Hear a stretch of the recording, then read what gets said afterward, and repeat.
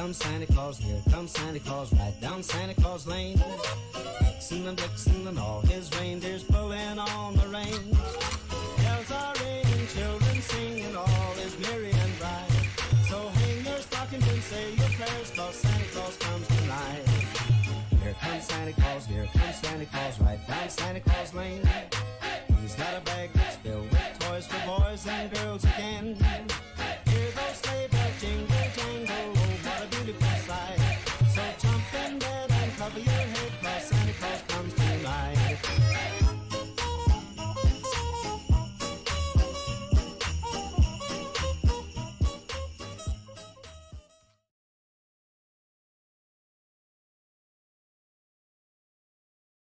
Good evening. Welcome back, Bailey, for another episode of the SRA Grid Report. How you doing tonight? Oh, I am great, and I am super happy to be here. Got a lot happening, had a lot happen, so we got a lot to talk about. That's great, man. You really sound like you're super excited to be here, but then again, I probably sound about the same level because school is taking everything out of me right now. Yeah, no, I understand completely. Been there and done that.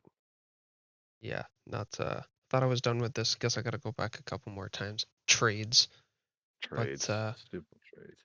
but we return to you once more after another great week of racing. It was awesome to get back to the grid, both in a broadcaster, spectator, and racer format. Those 3 weeks off were beautiful, but like we said in the last episode, we were all itching to come back. So Barcelona put on quite a show. There was a stark difference between those who took advantage of the Christmas break and those who did not. But I think everybody did have a lot of fun with the track. It produced a lot of good battles in all directions. Yeah, and it also caused a lot of chaos up and down the divisions. We saw a lot of people hold the lead there, and we also saw a lot of people fall out um, just due to track conditions. So a lot happened. Yeah, no doubt. And perfect example of that is D5, and we're going to get there. But once that replay is up, that's one race I highly recommend people going back and watching. If you like watching the lead change multiple times in the last 5 to 10 laps, that's a good race for you. Not only just for that reason, but for that to happen is very rare to see in SRA. Oh, no doubt. It's usually either a complete debacle and somebody loses the position completely, or someone's run away with a race, or Yeah, the middle ground where it's three guys driving close to each other the whole time. yeah, for sure. But no doubt, like you said, a lot of chaos, a lot of fun, and a lot of great action to touch on. So why don't we start where we normally do with Division 6? I didn't happen to see their turnout size this week, but it seems that they're not dropping off drivers as much as they were. More people came back after the little bit of a break. Hmm. 11 this time, so around their average. We saw Nate Allen come home to take the win, Fari Henry in second place, and Ryan Luke in third. About 3 seconds between the leaders and another 6 to 8 seconds back to third place, but relatively equal times across the board. Ryan Luke actually having the fastest in the Ferrari, and that's going to be a trend as we go through these divisions. But yeah, Division 6. I still haven't seen too much of them. How about yourself? No, I haven't either. They haven't. I can't. They've only been recorded, I think, once or twice, so we haven't been able to watch them. But from what I have seen, they put on a show for their roster size. They're no slackers, and for them to be as notoriously clean as they are in SRA, that's just because you're D6 doesn't mean anything. No, not at all. It's So solely just a pace bracket. exactly.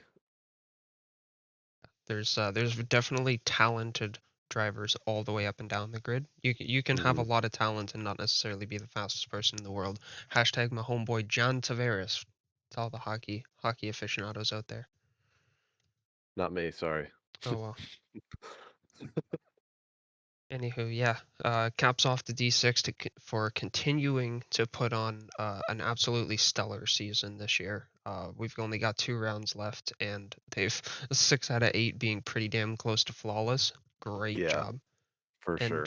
next season, We'll touch on what's been confirmed and hasn't been confirmed for the upcoming season of SRA at the end, but one thing I will say is next season's focus is getting proper broadcasts or at least proper guaranteed records for 5 and 6 every week.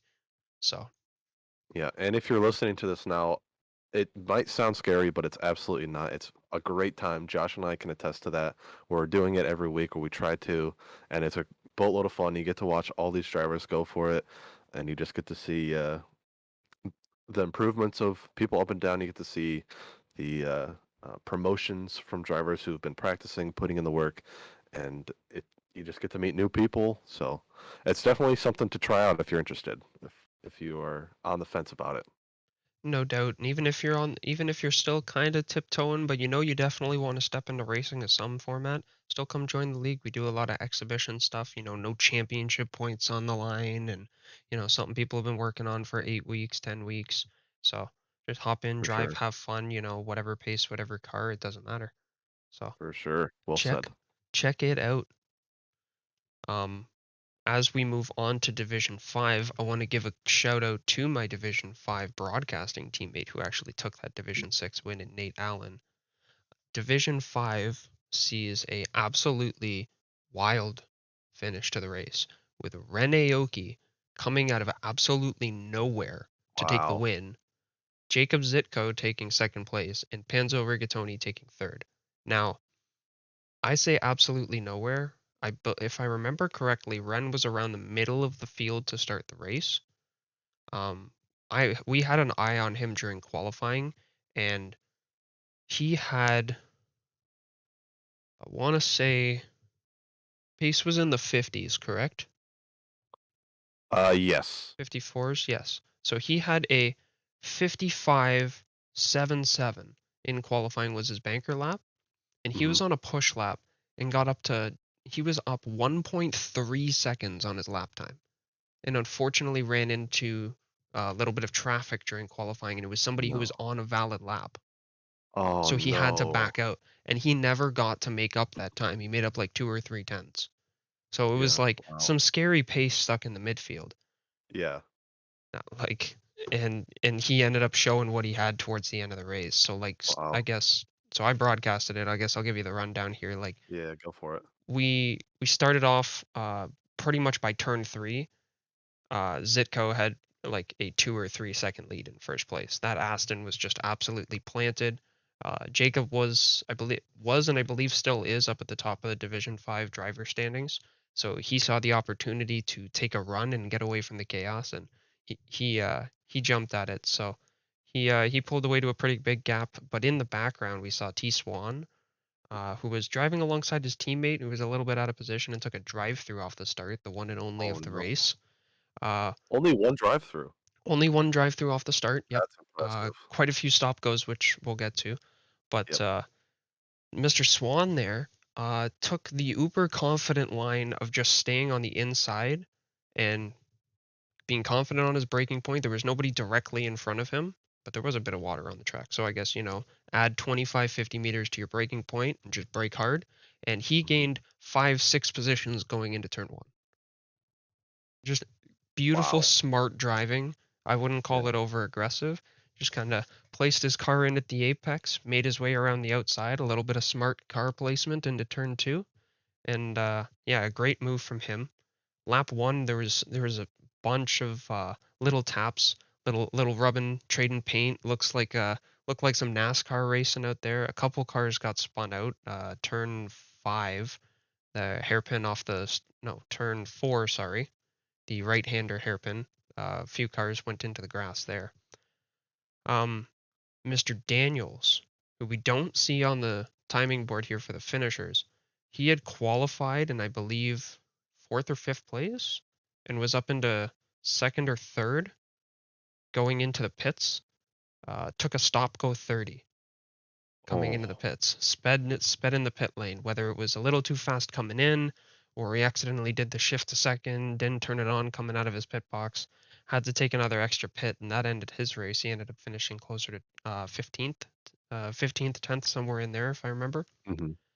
But the end of the race, that's where things really took off. So lap 21, Rigatoni pushing, catches up to Mr. Zitko, who had a 7-second lead on him 3 or 4 laps before. Mm-hmm. Overtakes him for the lead, gets around. This was in Sector 1. Gets around, and coming into Sector 3, that brutal double chicane that everybody hates, he takes the right-hander, and the car just kept sliding on him. He went over towards the wall and lost the position, lost 5-6 seconds to Jacob. A few laps later, let me note at that point. At that exact point in the race, Ren was 19.6 seconds behind the leader. Wow. And he had the fastest lap of the race at I think it was a 55.0, something like that. Mm-hmm. In this second stint, where after Rigatoni starts battling with Jacob, because about 6-7 laps later, lap 28, Rigatoni catches back up and starts to go for another push, hangs on his bumper for about a lap, 2 laps, and then goes for another overtake going into Sector 3. Spins on the exit corner, just gets a little bit too much on the paint, gets on the throttle too early, and car walks around on him. Very unfortunate finish for him. A lot of opportunities to take the lead. During that, Ren passes to take second place now. Mr. Aoki is now 5 seconds behind the leader. The following lap, he's 2.4 seconds behind the leader. I think it was the lap before he overtook Rigatoni was when he set the fastest lap of the race, which is his 154.96. Jeez. So he was absolutely pushing in that second stint.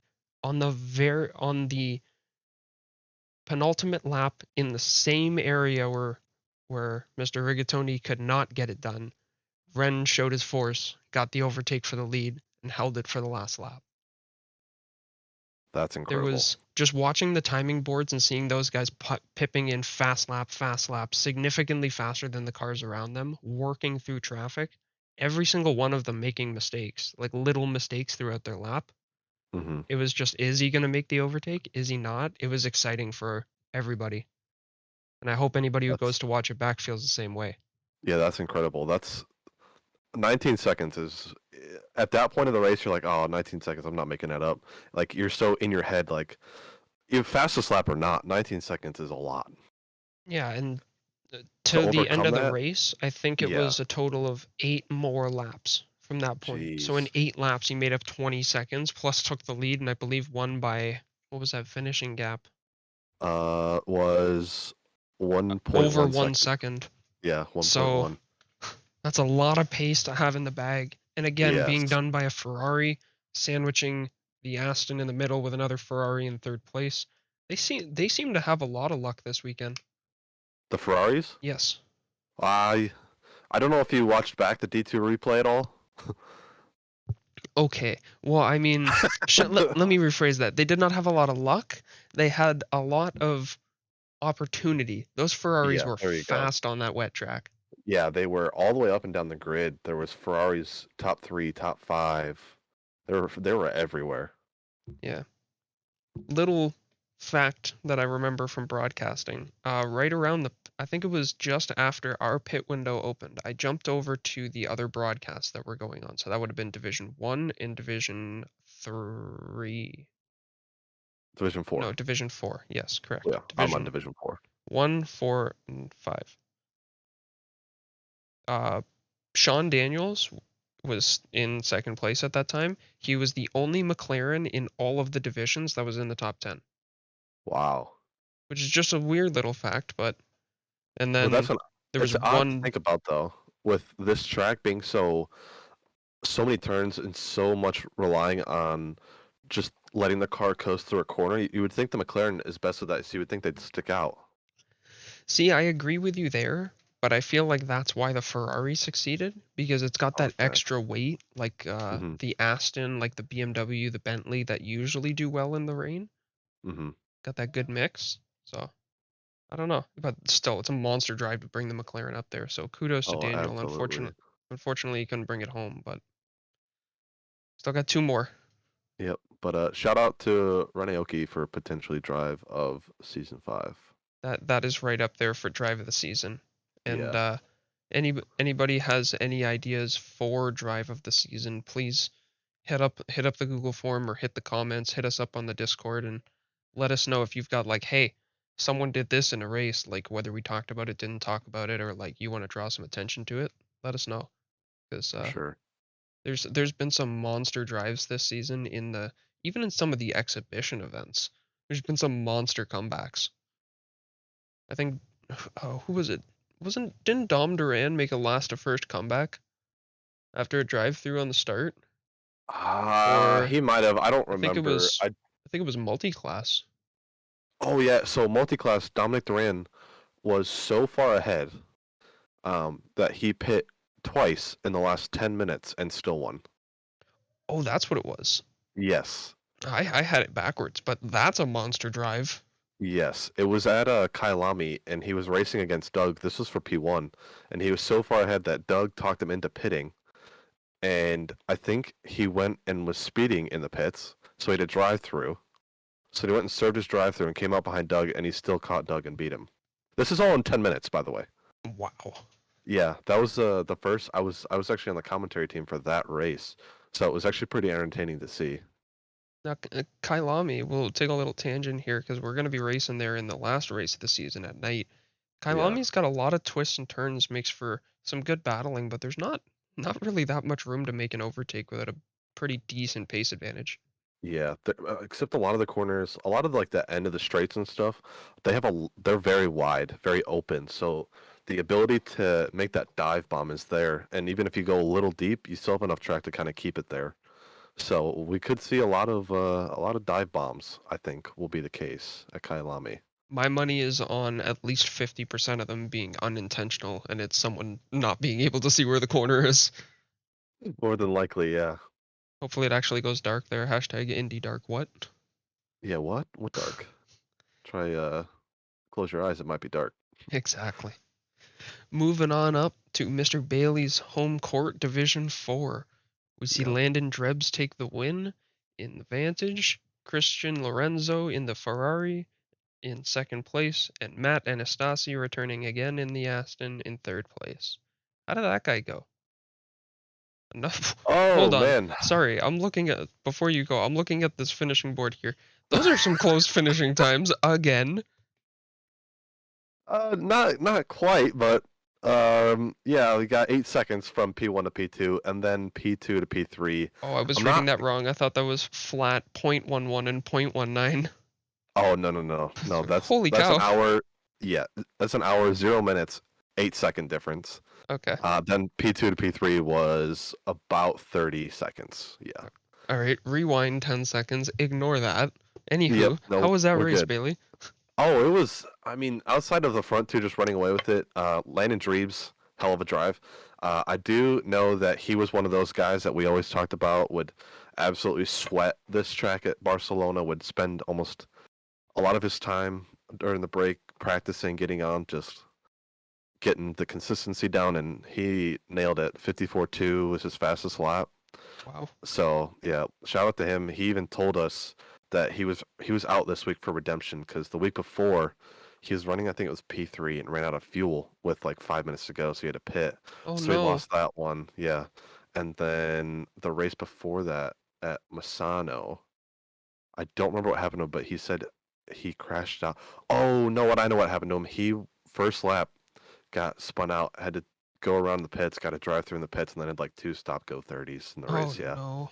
Yeah, he's had a rough couple of weeks, so it was good to see him with a redemption win here. Hell yeah. That's a great way to come back after some rough racing. Yeah, for sure. But D4 was kind of a quiet race. It was very open about halfway through, a little bit after the pit window. So not a lot happened. It was more of just who could survive. I don't know about D5, but D4 only had 25 guys show up. 25 members, not guys. Really? Let Yeah, me there was only 25 participants. let me check on Division 5 here cuz I believe we had quite a few drivers show up to the event. I want to say it was relatively full. Yeah. We had But 28 finishing drivers for the race, and mhm. we had. Wait, hold on a second. Oh, that's correct. Somebody had a qualifying ban. I was like, how did we have 28 finish the race and 27 qualify? Anywho, 28 drivers showed up for Division 5. There you go. I mean, so not bad. We had, I think, 21 finish. So, yeah, we had a lot of people leave very early. So, It's kind of rough to unfortunate. watch. It is very unfortunate, especially with that small amount of drivers. Those are big points down there in 25th. No doubt. Um, yeah, like looking at the finishing here, 22nd is 24 points. Yeah, that's a lot of points, especially Oh, with no, now that sorry, we're that's winding that's down. laps. My mistake. Oh, 22nd is 31 points. yeah, that's quite a bit still. You No may be doubt. out of it, but in the long scheme of things, you're still in it. Especially with the last 2 weeks coming up here, all the points you can get is going to help you benefit like very greatly. Yes, sir. So don't want to No miss out on that. no doubt about that one. There's a lot of tight races all the way up and down the grid. Whether they're for the championship, for 10th, for 20th. I think there's, I don't know, 80% of the drivers that are split by like a handful of points. Mm-hmm. So it's yeah, like you said, points matter coming down to the end here. I know there's some people who are just trying to battle with their buddies who they're close with on standings, and that's half the battle, half the fun too. So Yeah, gotta get every position you can here. Just tough it out and finish the race. exactly. And it's all for fun. So Exactly. Hey, if you think you can think about it this way too. You're gonna when you gotta go take the extra stop go 30s, you're getting extra wet pit entry practice so that next time you have to do it, you're gonna be even faster than everybody else because you've exactly, you're gonna had get more that. practice than them. You'll gain that 0.2 extra seconds on them, Exactly. You think which about is a it. lot. Somebody who has a clean wet race every time only gets to practice their pit stop once a race. Yep. You just got to practice it 4 times in race conditions. You're winning. then, but then you ask yourself, is it worth it? Oh yeah. Oh man, we'll get to that in D2 because I literally had that. So, but it's yeah, great job. Caps off to Landon for the awesome redemption drive there, and the redemption win in Division 4. Yep, for sure. On to Division 3. We've got Gareth Sykes taking the win. Aston woot woot again. No Ferraris here this week. Jared Seckham in second place in the M4, and Max Diggs in third place in the M4. Those two returning in succession on the podium. I believe in the same order, just not 1-2 this time. I can't remember. I believe you're correct. But Either way, those BMWs have been up here a lot this season. yeah, I was gonna say those two have got to be winning D3 by a landslide by now. I am incorrect. It's the inverse order of last time. Max 1, Jared second place, Gareth third place. Well, yes. Let me put it this way: Jared and Max are 417 points ahead of second place, so they have secured the Oh, drivers or the team standings for Division 3. yeah, I did not notice that. I didn't. Yeah, so congratulations to World Infamous Racing for taking Yep. Division 3's GT3 team championship. Wow. No competition to you guys, that's for sure. No. Yeah, 1,040 points only in 6 weeks. That's insane. Yeah, still got 2 races to go. And to think Yeah. of, oh wait, no, I was gonna say the team standings do not incorporate drop points, so that's all their races. Yeah. But they're both 1-2 right now in the standings, split by 18 points. So they're sharing the wealth here. That is correct. And Gareth is still right there in third place. Yeah, he's not out of it yet, but Corey might be. 60 he might be, who knows, yeah. Don't want to jinx him. Don't want No, to commentate him. Commentators curse him. no doubt we do not want to do that. But Division 3 has once again put on a great show.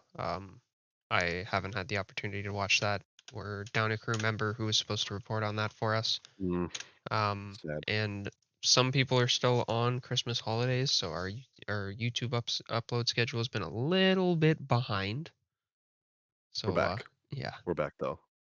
Well, I mean that the some of the races broadcasts aren't up there, so we haven't had Oh the yeah, yeah, opportunity to yeah. go back and watch them yet. We're But doing our best though. exactly. We still want to give our love and our caps off to these guys. These three literally just taking Division 3 as just a little bit of this is mine now. Yep, basically. Playing musical chairs with the podium, and See him in D2 next season. honestly, I mean, hey, these guys look like they might put up quite a fight. So, Yeah. and with those that may be coming down from D1 and the big pace that some drivers have in D4 that I'm seeing, even D5.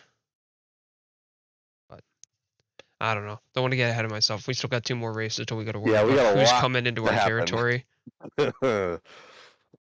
Moving on up to our division, Division 2.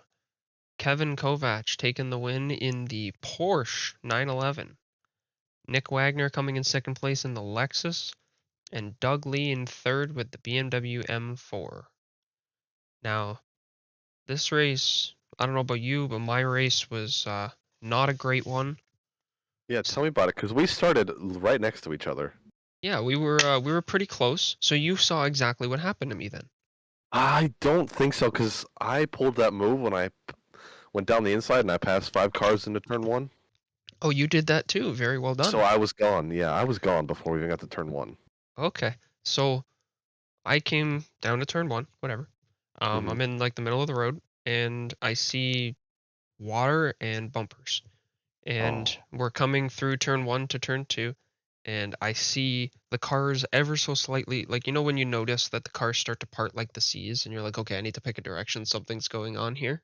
yes. Yeah, so I see that, and I go to start picking right, and immediately as it starts to open, I hear yellow flag, yellow flag. He's not even finished saying it the first time, and I've already hit Jason Allen. Oh, no. He had Yeah, Jason he had Allen was spun and was, P3, I think. or no, sorry, I don't think, was it Jason? It No, it was was one, well, it there was was one of 3 the Coca-Cola Ferraris. Ferraris, yes. It was either Navarro, Jason Allen, or what's the other one? I believe it was Navarro because Was it unfortunately he Navarro? did not finish the race. He had a few other incidents, but I remember that from watching it back. Yeah, there Unfortunately, was collided with him 3 in there 30 was 3 seconds of in those damage. Coca-Cola Planty racing cars in the top 5, and only one of them was able to stay up there. Yeah, So that's Planty E, Dominic Duran, unfortunately got to watch his team just diminish in front of his eyes yeah. through that race. I bet that was wonderful to watch from the booth because I'm pretty sure he was commentating, was he not? He was, yeah, it was him, Doug, and Evan Kim. Beautiful. Yeah, so it Mute was very, the old mute very the mic funny. and cry. Yeah, basically. So they pulled in, I believe it was Jason after the race, and interviewed him and said that it wasn't part of their plan. I'd hope not. But no, but yeah, it could have gone worse. They're saying.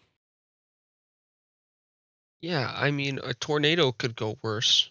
It could have been a Yeah. nuclear bomb, but like your house is still gone. I don't know. Where'd you end up finishing?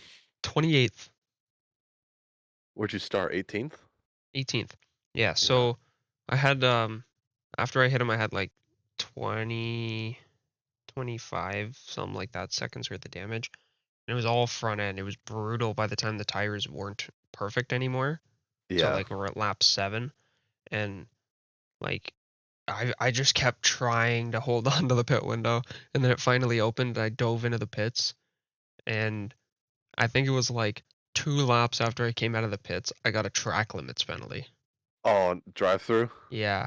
So I'm Oh like, great, no. but thankfully I got it right at the entrance to the pits. So I just dove straight in. Oh, But yeah. There like you go. that sealed my fate. Yeah. I came out when I first came out of the pits, I was in like I think it was low to mid 20s. So I was like, okay, I'm at least with the pack of cars, but then that I'm like, nah, I'm done. I'm in last. But you know, just kind of toughed it out, drove. Yeah. And I mean, driving with the damage is something that's good to practice with too, because like there's some damage that's not critical enough to Yeah. warrant you going to the pits. It's when you start feeling that downforce limitation kick Yeah. in is when it's really tough. You start losing way more time than you need to, and it just isn't fun at that point. But yeah, there definitely is damage that is very doable and drivable, and um, can definitely make it work.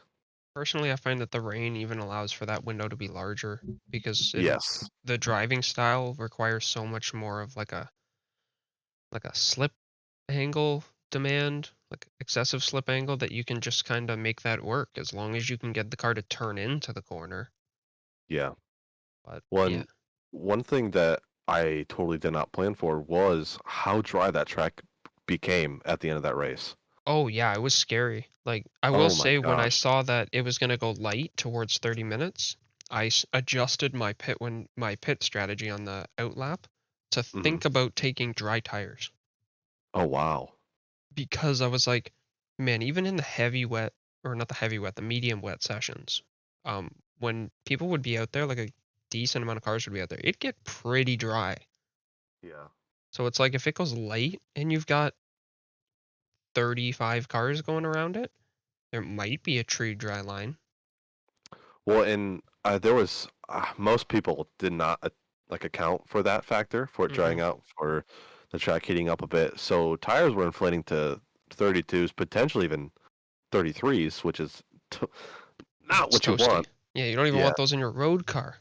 No, so there was trains going down the pit straight of people just swerving off to the right to try and get in that wet line to cool their tires down any bit they can. It was there. It was the straight to turn 10. People were doing it. Um, I for me, before I go any further, shout out Michael Jeffries if you listen to this. That was the craziest, most intense race I think I've ever had. Um, we just the first whole half of the race we were just switching back and forth positions. It was super clean. It was super fun. But the second half of the race was brutal just because of the tire deg and tire temps were off. So yeah, it was actually a really fun race for myself. That's good to hear, man. Where did you end up Yeah, finishing? I ended up finishing sixth. Very well done. Yeah, so I was P11. I gained 8 positions on the first lap. That's a big one. Good Yeah, haul. yeah. So uh, myself and my teammate Taylor, we are actually in a tight battle with Michael Jeffries and his teammate Eric Boardman for the team standings. We were only separated by 4 points. Ooh, that's Yeah, with tight. 2 races to go, it's tight. So yeah, there's a lot to play for. And Michael is only up 11 points in the driver's standings, so he's battling for both here. Mm, that's going to be one to look out for. And Yeah, for sure. a little bit farther down the grid, Kevin posted that uh, myself, him, and someone else are all split by like, I think it's like 20 points total. So you, Where is that? Eric Boardman, and Kevin Kovacs. There So it is. Eric's on one. He's at 289. You and Kevin are at 288. So you guys are split. Three of you are split by 1 point. Okay, there it is. Yeah. Yes. I couldn't remember the exact numbers and I didn't want to guess like I knew it was small. But yeah, Yeah. that's going to be an interesting one cuz Kevin's got a habit of showing up and winning races like he did this week and Eric's no slouch as well. So, No. Oh, and Kevin's looking mighty fine for this next race coming up here yeah, at Laguna. Laguna is favoring that Porsche it seems. Yeah. So Kevin Kovacs is making a late run here. Yeah, late run for I don't know, you could still get pretty far up the standings, but I think to try and take a stab at the win might be a little hard. I think you'd have to win both races, and those guys would have to not do very well. Which is, I mean, it's still possible. Anything's possible for possible. Exactly. Before we move on to D1, I want to give one final shout out here to my man Paul A. Hartman, coming home taking P10. Shout out, Paulie. Big race for him in the rain. He's been complaining about the Aston all season, like I did about the McLaren last year. And it seemed to work for him this week. So good job, buddy. Well done. Division 1 sees the closest to a driver standing lockout that we have, with Ryan Yee taking another win in the Honda NSX, Jeremy Mercer taking second place, and Mr. Sir, who, believe it or not, started this year in Division 2, coming home in P3. Um, Yeah. I think that speaks for itself. Yeah, no doubt. Just want to say Ryan has a 146 point gap to second place. So technically, because there's 2 races left, there could be a change in lead, but I think if he wins the next race, it all but solidifies it. Yeah, I don't think there's any doubt that'll happen. And it's from the very first race of the season, when we saw Ryan Yee come out and put the fight to Matt Lehman, everybody said, this is the D1 battle we've been waiting to see. And D1 has been an absolute beautiful championship this year. Just nothing but top-notch racing. There's been some races where drivers have driven away with the race, but still, Yeah, like the quality of the battles that go on, and just looking at this, like Ryan and Jason were split by, and this time I'm reading it correctly, 4/10, there you go. and then Yeah, 23 seconds to third place. yeah. The farthest Ryan got from Jeremy was, I believe, only 3 seconds, and Jeremy clawed it back. He had the fastest lap for quite a while. Did he end with it? His No, was he did two not. tenths faster than Ryan's. That's It all I know. was. Yeah, it was. So yeah, Jeremy towards it was like the final third of the race. Clawed was clawing back. He just with the way Ryan drives is so consistent. And it's so consistently fast. It's so hard to pass him. Yeah, he's yeah, I think you hit the nail right on the head there. I don't really know how else to say it. He just is so his consistent race pace is so high Yeah. that you have to hit like a banger quali lap just to get Yep. near this, like near an overtake. Yep. I think Because he's definitely the captain of the aliens. I agree. He should almost have his own like separate alien league. Honestly, he's we got the Alien League and then Ryan Yee in brackets Martian. Yeah. Yeah. Shout out Ryan Yee. I'm just gonna congratulate you now, so I don't have to do it later. Yeah, Uh, don't disappoint us. Yep. Nope. I don't know how much you watched the D1 race. I know you spoke a little bit about Matt Lehman. Matt Lehman had a very, very rough race. I know he's had a rough season as well. He's down in seventh, 200 points off of Ryan. So, um, what car does Matt Lehman usually drive? Do you remember? Matt drives the McLaren. That's right. Um, he just looked like he had so much issues. He was spinning himself. He was oversteering, understeering. Um, he had a couple of collisions. I don't know if it was his fault or not, but yeah, it was just rough to watch. Wow, that is very not the Matt Lehman that we are used to seeing. We're used to seeing him just drive away into the sunset, and if anybody gets near him, he just kind of sweeps the floor and walks away. Yeah, that's what I remember of Matt Lehman. But who knows? Maybe we'll see the old Matt Lehman come back next season. That would be nice. Be fun. Either way, this it's been an absolute hoot seeing how competitive and how fast D1 is getting. Like the thing that I can't fathom is that people who won 3 straight D1 championships are in 26th and 31st in the drivers championship. That's crazy. Like, shout out our admins, great people, but not having the best of season this year. Well, They that's just it's just like a testament to how fast this league has grown, how big this league has grown. Because Tyler and Doug are no slouchers in pace. There's a exactly. reason. There's a reason they're in Division One still. Yep. And that's exactly the point. Like for a while they were some of the staple drivers, and then Yeah, one of the other staple drivers, Michael Menning, sorry. He hates it when you call him Moaning because it's not his name. Um, he is actually behind Doug in the standings by 2 points yeah, in 27th, but he for a while was the alien in this league. Like there was nobody faster than Michael. He could just manipulate that Aston around any track faster than anybody. Dom Duran, who was considered an alien for a bit in that Ferrari, is sitting in 37th due to some massive unfortunates. But including last night or not yeah, last night, the Barcelona for him where he disconnected from P3. yeah, that's Another Plan E failure. Plan E as an E. We better Yeah, reconsider our game plan. they went from Plan E to Plan F. So For real. At least it wasn't a yeah. big step. Well, is there much lower? One letter. Yeah, I guess. But yeah, it's crazy to see. Well, and like even looking at these standings still, if you scroll all the way down to Blaine Hall, I haven't seen him in a while. I don't know if he's still racing or not, but he was one of those guys at the beginning of the season. Was third in the qualifications. Well, everybody was trying to get him on board, and he's currently 46th in D1. Yeah, there's a lot of head scratching going on with the standings in terms of people you think should be at the top not being at the top. Yeah. It's And almost like the start of your favorite sports team's season. All the teams that don't do well are usually doing good, and all the teams who do good are doing bad, and you're like, what is going on here? Yeah, kind of like a fantasy football.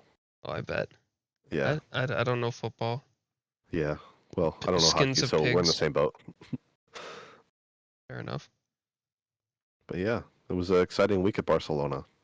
No doubt. And the week ahead at Laguna Seca looks to be nothing shy of the same. Nope. But on the way Seca that I was going to is say, tough. yeah, very tough. I was going to say this one is going to be a little bit more tough, even though it's dry. Yeah. Because Laguna Seca, when you hit it, it's so satisfying. It's so fun.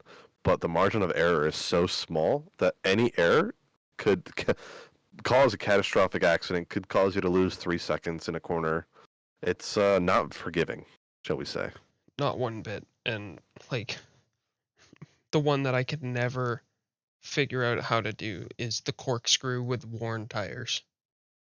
Yeah, the corkscrew is difficult, worn tires or not.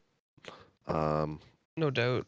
I mean, just coming up over that crest and trying not to lock with semi-bald tires, and then Yes. also trying to then hook the front end up and dive into the left so you don't go barreling into the wall. Yep. Yeah. The corner before that, I believe it's turn 6. Before the straight there. That That's left the to go corner. up the hill. That's the one I struggle with the most. Oh, it's so horrible, man. I'm always either turning late or I'm jumping that sausage curb. Well, yeah, and that's the last thing you want to do is jump that thing. Because missing it is, I think, less of a pain. Because you still kind of have the momentum. You can still kind of keep half your car on the tarmac so you don't go full wheels in the sand. But if you hit that curb, there's a high probability you'll either end up in the wall or you end up in the deep gravel. Yeah, it's pretty much a game over right there. Yeah. So that's the one I struggle with the most is hitting that one. But otherwise, it's a fun track. No doubt. And like you said, hitting it is just so satisfying. It's got Yeah. a beautiful flow to it. You're so up and down with the undulation and the massive amount of banking that it's like every apex has its own little pocket that you just kind of sort into, and it throws you towards the inside of the corner, it throws you to the exit. Like a roller coaster. Yeah, and I definitely feel like this is a good track to put a lot of time to practice in, just because the runoffs are so devastating. It kind of helps with the consistency. It helps you with kind of finding that time to get on the throttle where it's not too late or too early, to where you'll understeer out into the gravel, or you'll have to lift because you got on it too early. I think it's really good for helping with consistency. It definitely, it's like you said, it forces you to be so precise for the entirety of your lap. It Yeah, it really helps your ability to stay locked and focused for that for sure. minute and a half. For sure. So, yeah, that would be my my one contribution to this week is if you practice any track, make it this one. For sure. And on the way to that race on Tuesday and Wednesday, and Monday technically because the practice race, 20 of us are going to get a little bit of extra practice as the Transatlantic Cup Round 1 is going to be running on Saturday, which, yes, is going to be after this episode goes up. But people, it's still only Friday for us right now. So we got a few more days to practice. That's going to be a whole bunch of racing and interesting to race around people we don't know and don't know the driving style of, don't know the tendencies of. I've never seen drive before, or at least I haven't done any like scouting of their races and stuff like that. But Well, I haven't either, so you're not alone. I thought you were gonna say I have, so here's the scoop. I have, yeah. No, I sat down here earlier and watched every single one we've done in the last 6 months. I cross-referenced every lap time they've ever done in this race, and let's put it this way: they're all phonies. Yeah, I was gonna say the opposite. They're all freaking out of this league. That's gonna be my guess. They're gonna bring their aliens. Every single one of them's faster than Ryan Yee. No, I'm Yeah, kidding. They do say that they have somebody who's gonna put up a fight with Ryan. we'll see. Cause I'd like to meet somebody who can. Definitely, because I look at we don't have a board specifically up on the website for the Transatlantic Cup, but we do have the hot lap leaderboard up for the GT3 server. And just looking at what's been put on in there, it's 3 degrees colder, which is still 23 degrees track temperature. Transatlantic Cup conditions, we're looking at about 26 in a dry condition overcast. And Ryan put down a 120.8. That's a 120. That should be illegal. It should be legal. Like that Porsche just hooks on this track. Yeah. I'm trying to remember what the esports times are for this track, because I think that's darn close. Yeah, he's got it. He's got to be getting there. And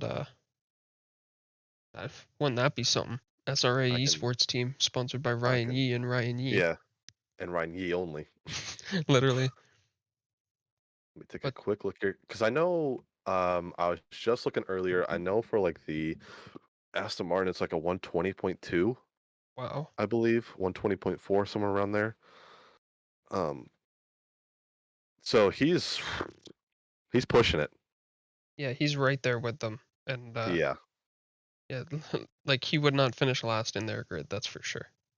So it'll be good to see if we get some competition. Or sorry, if he gets some competition, because kind of like the Matt Lehman situation coming into this season, it'll be nice to see what two people that fast can do. yeah, it definitely would be. So we'll see with that.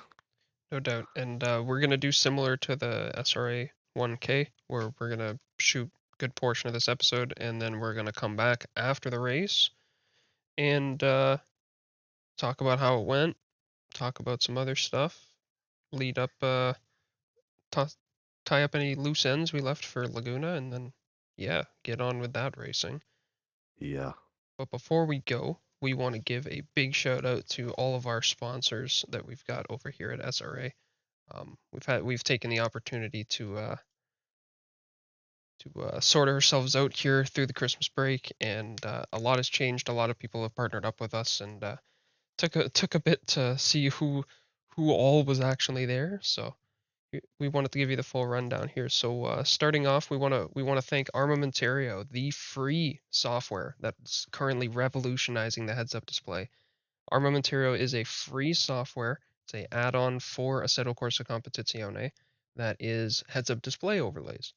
It gives you everything from your current gear, throttle inputs, lap time deltas, tire wear, brake temperatures, to your delta to car, pretty much any overlay you could want from ACC minus track maps, and you can change the sizes of them, colors of them, opacity, move them around your screen as you want. Pretty much, you know, everything you could ask for. So check out Armamentario, great software. I use it myself. I don't know about you, Bailey, but it's been a game changer for me. We've also got Retro Saga. Retro Saga is the official retro gaming website of Sim Racing Alliance. Head on over to retrosaga.ca to bring your nostalgia and leave your worries. Everything from old school games, SNES, PlayStation, Nintendo. I'm pretty sure it's an emulator online. I don't know if it's a download as well, or if it's I'm not sure. Yeah. I believe they also offer purchase games as well, but I don't know. They're fairly newer, but they are I believe they are part of SRA as well. So big shout out to them for helping out and being one of our sponsors. Yeah, I was looking at their website earlier. They've got really cool products, so definitely check them out. Yeah, if you're an old school gaming fan, they're the place for you. Documise. Now Documise I had never heard of before, but it seems like they offer some pretty useful stuff when you actually look at it. When I just heard a generic statement, I was like, I'm not sure if this is like how would this be useful? And then I took a look at their website and it makes sense to me. but I understand why it didn't at first, because this is for professionals and amateurs alike, but still outside my field. Documize is for when you're trying to save seconds off of your laps around the office. Use Documize to sort all of your files, folders, and information into easy accessible locations. Check out, I believe it's documize.com, not .ca, and have a look at what they have to offer for you. Bendy Brew. Now, I'm not going to do this one because this is one of our community sponsors, I guess you could say, and this one's actually represented by Bailey, who is on the podcast. So I'm going to let him do his little bit of a spiel. Yeah, this is a personal product of mine I'm super proud of, a friend of mine. And I started this business a few months ago. Bendy Brew is a pour-over coffee device made for camping, easy travel, if you're not wanting to spend hundreds of dollars on those fancy coffee makers, although they're super cool. But if you're not interested in that, they do have this design where you can make a drop-over coffee. And that is what we got into. It's super compact. Very easy to travel, very easy to use, super easy to clean. Get yours now at bennybrew.com with free shipping. Bendy Brew, pour on. Yeah, and that's I don't have my Bendy Brew yet. It's in the mail, but I do a lot of I've moved over to doing my coffee by the grounds, and having something like that to be able to just flick the quick thing on, make a little coffee nice and quickly. That's beautiful, nice and handy.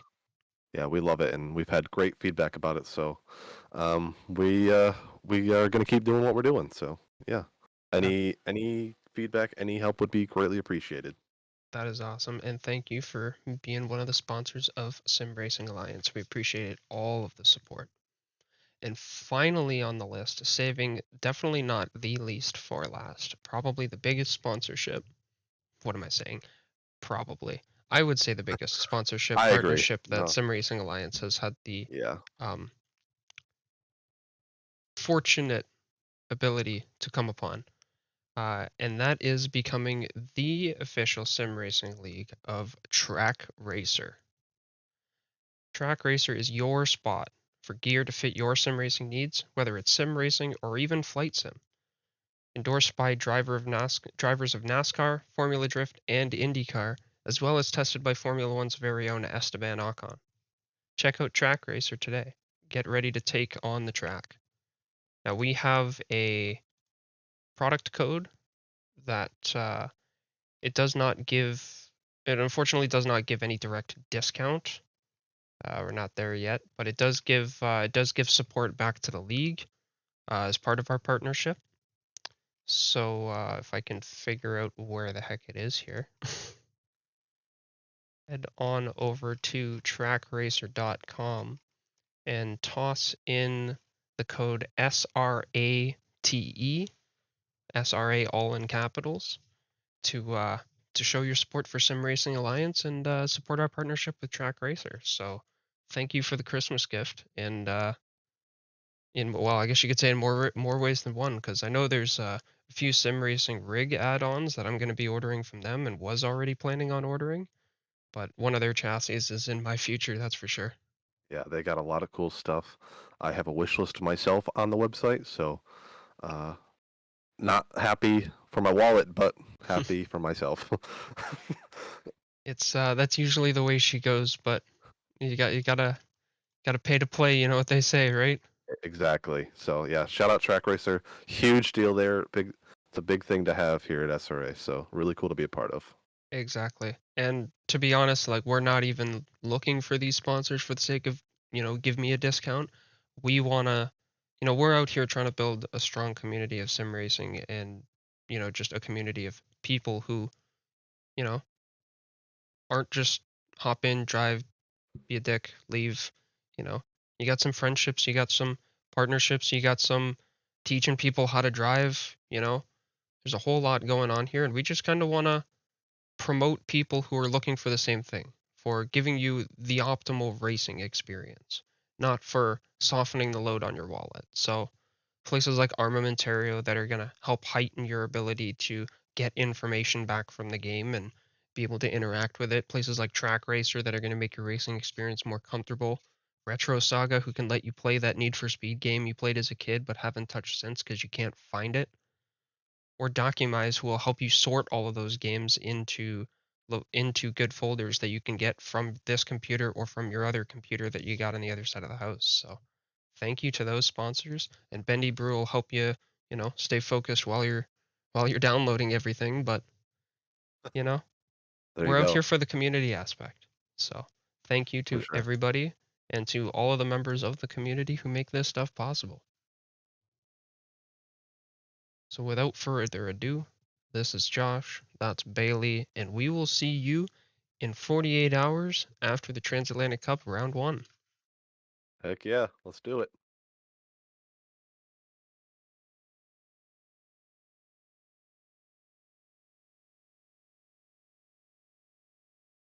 Good evening. Welcome back.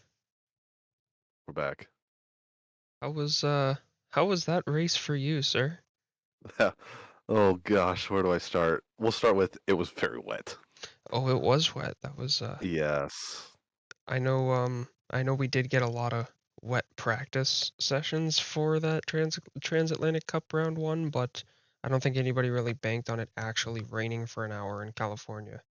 Yeah, and I think that track was I think way more wet than what we were ever given in the practice server.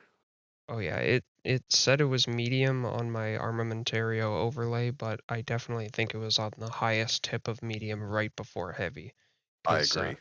I that was the largest amount of standing water I've seen on that track. Yeah, and I mean breaking points were 100 meters earlier than usual Oh for me yeah, at least. man, for the first few laps, corners were an entire gear lower. Yeah, if I hit fourth gear, I was lucky. Yeah, it was scary, but still a whole lot of fun. It was kind of fun to race with people that are right at our skill level and not people we're familiar with. Uh, Open lobbies don't really provide that. You do get some fast guys once in a while, but Yeah, this was a different breed, and yeah, that was fun. it was fun, and we have to do it one more time, or not have to. We get to, shall we say? We get to do it one more time. That's right. We get one more opportunity to come back and take a stab at the Transatlantic Cup, and that's going to be on January 27th. But yeah, that race was a whole lot of fun. We changed the qualifying format right before the race just because we did some thinking, and originally we wanted to split qualifying to 10 minutes per league, so still half the grid each. But to avoid the possibility of giving one league the advantage to a better qualifying scenario, we decided to split everybody by their rough pace that they were showing in the practice servers and the ones that were going on right beforehand. And at the end of the day, I feel like that kind of made stuff safer because in the divisions alone, we probably had D1 to D6 pace split. And that's tough in qualifying when the guy in front of you is also pushing, but he is 5 seconds slower than you. Yeah, for sure. And I mean, at first I was a little upset about it, but like if you think about it, it completely made sense to do it. And I mean, it didn't really matter with how wet it Yeah, no in my doubt. opinion. So yeah, it definitely was interesting. It was very interesting. Yeah, most people got their first stab at driving that track in greasy or dry state during our qualifying, as we did get that fast track condition. Yep. That ended up turning into optimum just at the end of the qualifying Yeah. before giving us that torrential downpour for the race There on was Sunday. only a couple people actually got to take advantage of that optimum track, and the leader, I forgot what his name was.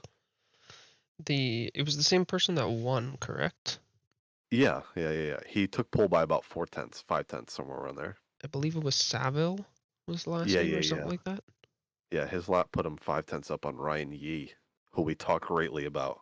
Yes. He definitely lived up to what ONID had stated in that he was going to bring the fight to Ryan, and what a qualifying lap, and ended up pulling away with the race as well. Yeah, and Ryan Yee actually had this massive task. It was a 1 versus 4 in the top 5. So he ended up coming back and getting second after his fourth position qualifying. Yeah, there was some pretty good battling all up and down the grid. There was definitely some chaos. I mean, I I want to have a chat with our livery department because spray plus a sideways parked white car don't mix, and Yeah, unfortunately leads to a few accidents, like one that I was caught up in. I dodged out of the way of a car who was braking to a parked car that I could not see. So that's terrifying. That is it was absolutely terrifying. terrifying.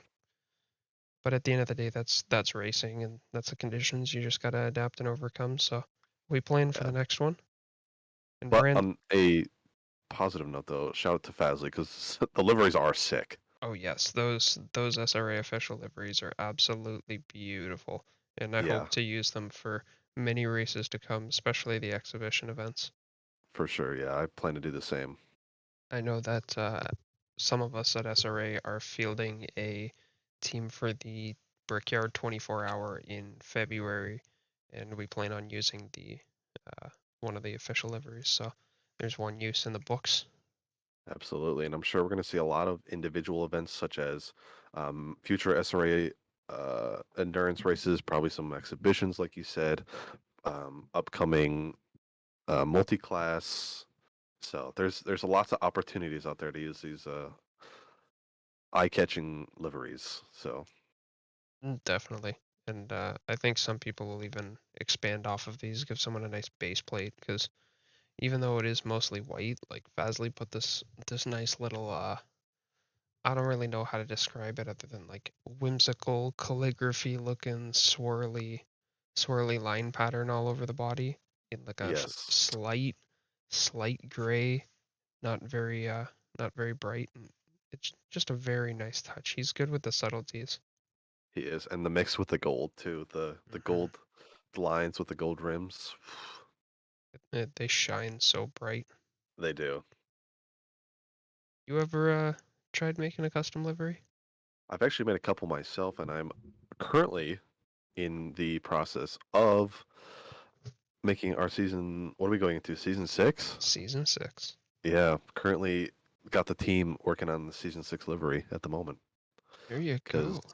we got like north of 30 cars to make. Wow. Yeah, Yeah, that's quite a few vehiculars. Better it's a start big soon. task. Yeah. Yeah, and we like to ask people if they want any personal stickers on their car or any like certain specific sponsors they want. So all the cars kind of have a base to it, and then we kind of give everybody their personal touch. That's cool. Yeah, I know the conglomerate aspect of the league has been a pretty fun community side to things, but also like the livery creation has been really cool. Seeing yeah, flocks of the same car just taking on the field. and division from one division to the bottom division, Yeah, all the way it's across. everywhere. Yeah. Yeah, Do you there's can say there's no theme for season 6. yep, can confirm that there is no theme. So what can you say about the direction that you guys have gone? Like, did you take inspiration from something? Are you just kind of throwing paint at the canvas and see where it lands? I'm not going to give too much away, but we are planning on going back to our rooted colors that we came in with. That in my opinion, I don't know if you remember the pink and blue that we had. Vaguely. Yeah, so we're going to go back to those colors. Not the same style, but we're going to go back to those colors. Just kind of like a throwback livery, kind of how we got into SRA. Very cool. Very So cool. what about yourself? I know you're a livery creator yourself. What do you got planned? So I've got one or two liveries that are actually sitting on the shelf. Um, I don't know if I want to use them for season 6 though. I'm currently fielding prospects of what I'm going to be sitting at teammate wise and what conglomerates I'll be under. But I don't know. I think I want to take inspiration from something this season. Um, I normally just kind of go for the throw the paint at the canvas method, but I Yeah, think that's this year I always kind of want to take something and either recolor it or make like an adaptation from it or something. So we'll Hmm. see. It'll Yeah, probably be like 4 days before the livery reveal, and I'll be pulling something off race department, slapping different stickers on it, and calling it mine. there you go. Well, I mean, we still have, I believe it's 5 weeks till the start of season 6. So We do correct me if I'm wrong, but I believe it's 5 weeks. we do have 5 weeks, as along with Yes. that confirmation of no theme for season 6. We do have a few dates to go along with that, which I believe I brought up in the first half of the podcast, but we never did go over. So we have, for everybody who's participating in the league, on February 1st, the Wednesday before the first race of the season, Season 6, Week 1 track will be revealed to the drivers. That way everybody can get a little bit of early practice for that guy. Friday the 3rd, we have our livery submission deadline for everybody who plans on taking part. And on the 4th, that Saturday, we have SRA's beautiful livery reveal and calendar reveal stream, more than likely hosted by the usual triad of Doug, Tyler, and Evan. Not much like that commentating and broadcasting crews. So always a great time when they show up. But Absolutely. They know how to bring the people in and keep them entertained. that's for sure. And with all of that, that means that we'll be starting up that season 6 the following week, with the first race of the season being on February 7th and 8th for the respective divisions. But yeah, I am hyped. I will say the qualification track has been decided upon. Ooh, Has is it not been shareable? nope. It has We not cannot been share it to the public. cannot share to the public at the moment. Oh, My insider sources have told me that it has been decided upon. It won't be shared until I believe till right after the end of the season, because I believe the qualification hot stint boards are going to open up not too long after the end of the season, if not just before, to allow some of our newer drivers to get cracking at the next season's boards. But yeah, I mean, we still got 2 weeks to go. Don't want to look too far ahead, but it's hard not to, man. When exactly. It's when so you easy don't to get see excited. when you don't see a horizon, you just see mountains and mountains and mountains of Christmas presents. You want to know what's in every single box. So Oh, I just keep looking. 100%. I'm with you. I'm the same way. I mean, massive championship battle going on, and I'm already looking 5 weeks ahead. For real, man. Yeah, planning out next season's championship, Exactly. So yeah, there's a lot going on. no doubt. And this transatlantic cup has been a quite the cherry to go on top of the cake. It's been a great experience to meet, talk with, and get to know some of these ONID drivers. As you could say, I guess you could say, some of our mates from across the pond. Um, a lot of really talented individuals in the racecraft management and creation side of things. Yeah, a lot of really cool individuals. Some of them have come over to the actual championship here at SRA as well, and put up quite the fight. I did forget, but Derek Stack in Division 1 Silver, who's I don't believe has made his way onto a podium this season, but has been a menace in the midfield, is one of ONID's drivers. So slowly but surely, that menacing pace from the cup is gonna come over here and dominate our field as well. So I guess we better get Yeah. ready. Yeah, it's gonna happen one way or another, but Ryan Yee is definitely gonna make sure he doesn't take that very easily. We're all just gonna be cowered behind him, and he's gonna be standing there with his Porsche, like, don't hurt my people. His Porsche or his Honda, one of the two.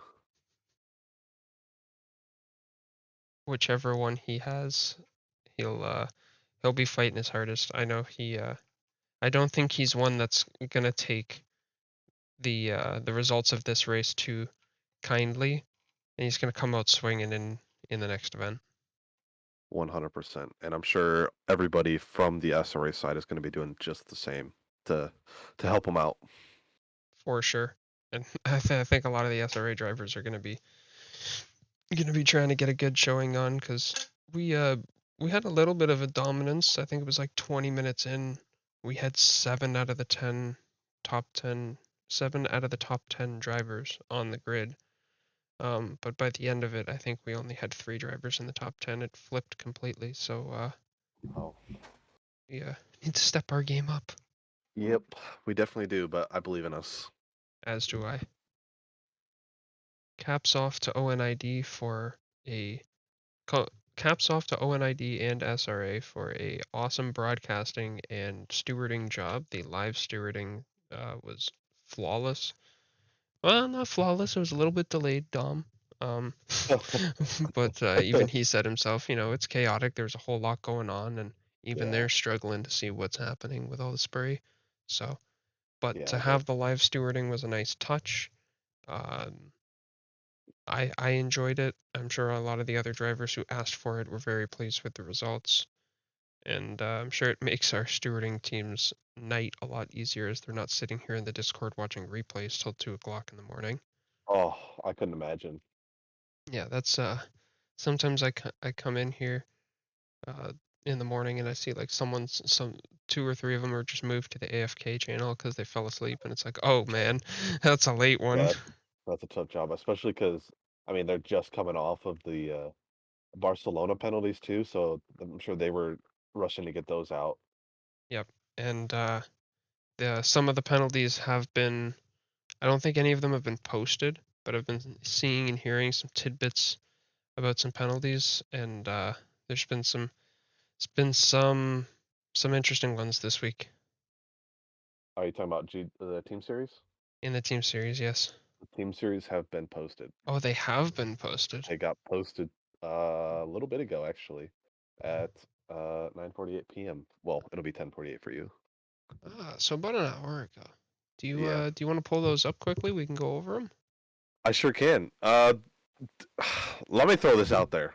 D1 has had a struggle for penalties this season. Week 6 at Barcelona, 1 penalty was dished out. 1 penalty.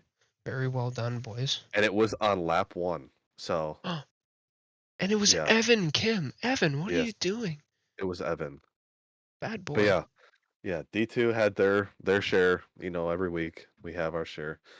I'm not gonna name specific names because somebody might be on there. Just some people. Yeah, just some people. Just some people. 114. Just 10 seconds. Yeah, we won't say who the 114 is, but No big deal. no big deal. But yeah, Division 3. Unfortunately, Kevin Lau will be starting from the pit lane at Laguna Seca, as he has accumulated 6 penalty points. Wow. Uh, That's yeah, I mean, that might be helpful at Laguna. it might be, but with it being dry, I don't think. I think we have PTSD from what just happened, so I don't think it'll be as bad. But who knows? I could be wrong. I'm always wrong. But That pit lane line start has proven helpful, I think once or twice this season. several times Donington, is I believe what I've seen. a few people got or Snetterton, sorry, a few people got an advantage. Yeah, for sure. D4, only 2 penalties were dished out. Nothing major either. Um, D5, there was a couple. Harold McDonald, I hate calling people out, but I say it as I read it. Pit lane start at Laguna Seca, as he has accumulated 6 penalty points as well. And D6 broke the streak. No, Anthony Calvi brings in the first penalty for D6. no, Anthony. So they almost had an entire season without any penalties. That's Actually, I am so wrong. Week week 3, round 3, Indy. D6 had 1. Indy is a tough one. I mean, still, like, Division 6 is mostly people who are very new to sim racing, people who don't have a lot of experience with sim racing, and to Yeah. only have 2 credited penalties across the season. And, like, sure, maybe some of them don't want to submit tickets, but lap 1 is auto stewarded, as in like it's automatically going to get reviewed no matter what happens. You don't need to submit a ticket for what goes on in lap 1. Yep. And it still takes some skill to drive near everybody at the start of the lap like that. Everyone's tense and on edge, and it's got to be For sure. clean for there not to be penalties. For sure. And I'm not talking down on D6, but with D6, more of the learning division, I would say, to be able to go through turn 1 to trust the people around you is very, very impressive. They're building off of the what I would say is the most important skill. Like, you can I be agree. fast all you want. It's essentially the basis behind why people get called a filthy hot lapper in a sarcastic manner. But still, you can go as fast as you want. But if you can't drive fast around other cars, you can't race. You can hot lap. These drivers are getting their skill set based around the ability to compete around other drivers. And then over time, Yep. they're going to be learning how to do it at a faster rate. By the time they get up to D2, champions. Yeah. They're going to have that advantage. They're going to be on the phone with Paul A. like, hey, bud, Champion Motorsports, over here, please. Yeah.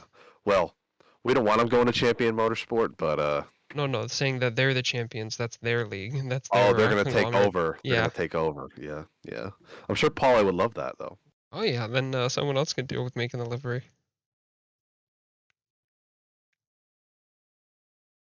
He loves that headache every season. He does. And he loves his favorite reaction was when the massive conglomerate. Oh, I loved it. The Badman's conglomerate reveal. He was absolutely floored. I was in a Discord chat with him. Like, Yeah, what he was the heck is commentating in this? the Twitch chat. It was so funny. Oh man, that was, what is it, like 20% of the league is in the Badmans? It might be more than that. Okay. After they had everybody move like divisions and stuff after the sorting. Yeah. Wow. Yeah. Oh man. I think I am ready to hit the hay after that race. How about yourself? I'm completely with you. I had to sweat the last 2 days to learn the track. And Was it worth turns it? out I didn't need to. I didn't need to. Because you just got to use that prior knowledge. Basically, yeah. But gotta go for the league race on Tuesday and Wednesday. Yes, sir. And those are going to be a hoot. Make sure you tune in to the Sim Racing Alliance YouTube and Twitch channel. But for now, it has been Josh, it has been Bailey, and we will see you next week.